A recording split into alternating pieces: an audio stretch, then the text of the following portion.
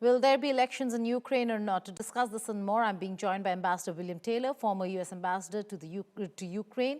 He's joining me from Washington, D.C. Ambassador Taylor, thank you so much for joining us.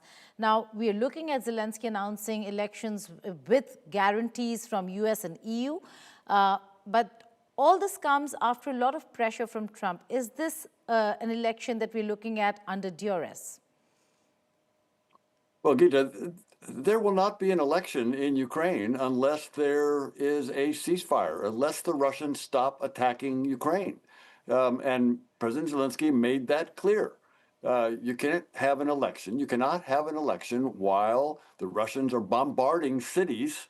And if people are lining up to vote at polling stations, they are vulnerable to be attacked by the Russians. So there will not be an election in Ukraine until the Russians stop their aggression, stop the bombardment, enter into a ceasefire with the Ukrainians. President Trump says war is an excuse for Zelensky to continue staying in power. How would you react to the statement by the American president, and is that the case really here?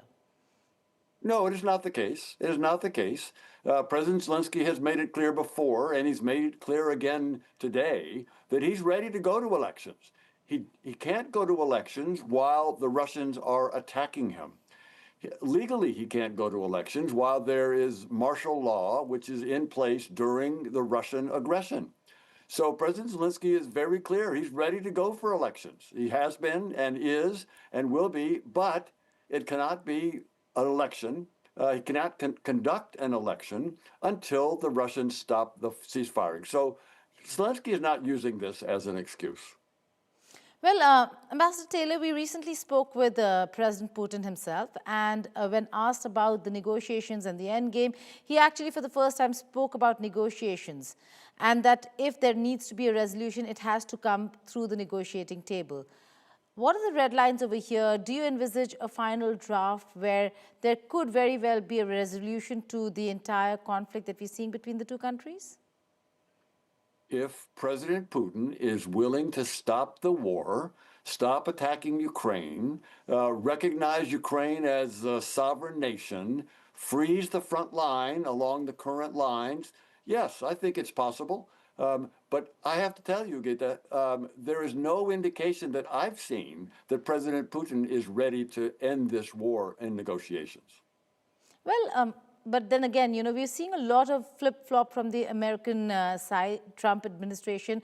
How do you think the European Union is going to carry forward and support Ukraine should U.S. walk out of the entire support structure? Because that's the security guarantee that President Zelensky is really asking for. And in a recent Doha summit or conversation forum, Donald Trump Jr. made it very clear that almost saying that they're siding with Russia because the conversations with Russia have moved forward, but none with Ukraine. Actually, that's not true, Gita. It's just not true. The Ukrainians and the Americans have come to an agreement several times on ceasefires. And when they took that agreement, those agreements, to the Russians said no. Putin has said no. So there's been plenty of relations and agreements between the Americans and the Ukrainians. The Russians have turned it down. President Trump is not going to walk away from Ukraine. President Trump has a lot invested. He has been at this to his credit. He's been working on this since before the election, before his election. He's not going to walk away. He wants to end this war. That's what needs to happen. The way this war ends is Putin stops fighting. Right. Putin started this war, and Putin can end this war. And President Trump has the leverage to force Putin to stop this war.